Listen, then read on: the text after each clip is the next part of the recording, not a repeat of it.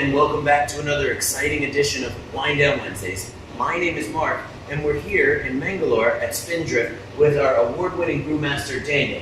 Daniel, thank you so much for joining us today. We're really excited to show you this step-by-step process in which Daniel goes through to make this amazing beer here at Spindrift. Daniel, I see we're in front of two large tanks here. Absolutely. In fact, I'm assuming that one of these tanks you put your yeast, barley, and hops, if I'm not mistaken. Absolutely, I will clarify that. Basically, this brew house has two tanks. The process of brewing starts with mixing the malt with water.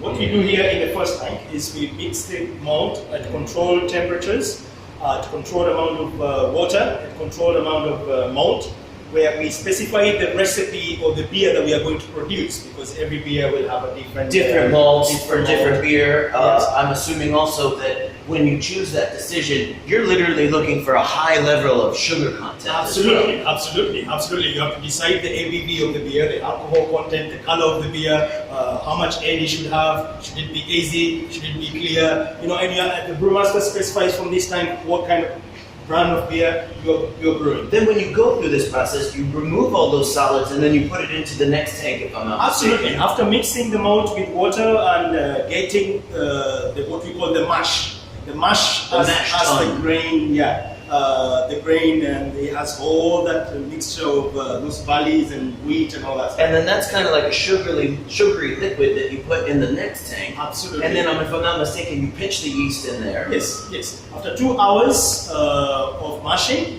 we then transfer the mash into the lauter tun. This lauter tun serves two purposes. One, to get rid of the spent grain, and two, to produce the wort, which is what will later ferment in the fermentation tanks. Then, after separating the wort from the spent grain, we then boil the wort, the resultant liquid. Yes, that sugary liquid. And then you add your preservatives like hops. Absolutely. We boil it with hops, and we boil it for about 1 hour to also sterilize the wort, also give it the flavor, and also make sure that it's bacteria-free. Oh, that's amazing. Show us the rest of this awesome brewery, if you don't mind. As we move on, come with us down the row here. And what do you have here? Basically, this is a whirlpool. This is a hot liquor tank. This supplies the hot water to the brew house. Yes. This is a whirlpool. What the whirlpool does, if there's any particles that have been carried over from the brew house, what this whirlpool does is separates those particles by creating a centrifugal circle, vortex. And so like a drum, a large drum. Absolutely. Then all the solids will go to the bottom, and we have a clear watery liquid that is now ready to cool and send it to the fermentation tank. Now you want to cool this so the yeast doesn't die, right? Absolutely. We have a stock of yeast here, very special kind of strain that we use. We choose it according to the characteristics that it impacts on the beer.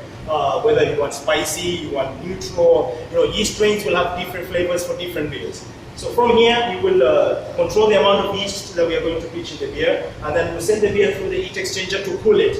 Because when it leaves this tank, it's very hot. If you pitch it at that temperature, what happens is the yeast cannot survive. Is that not mistaken? Absolutely. Now let's move on down here, and as we get to the next group, we see, what do you do here? This is the sterilizing equipment for making sure the pipe work and everything is clean. So basically, you're telling me that cleanliness is one of your top priorities in this brewery. Is Absolutely. that not What wrong? you see. This looks amazing, if you don't mind me saying so. And then finally, after we transfer all this beer and this almost beer and yeast, we put them in these large tanks, if I'm not mistaken? Absolutely. The tank you see here, they serve two purposes. One, we ferment the beer here, and two, we mature the beer in these tanks. So the beer spends a minimum amount of time, which is between 14 days to 25 days.